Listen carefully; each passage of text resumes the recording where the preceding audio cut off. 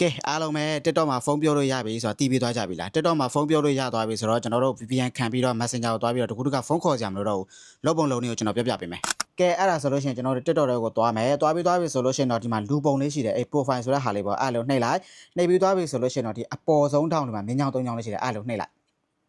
Okay ဒီလိုပေါ်လာပြီဆိုလို့ရှိရင်တော့အောက်ဆုံးမှာ setting and privacy ဆိုတာလေးရှိတယ်အဲ့လိုထပ်နှိပ်လိုက်ပါ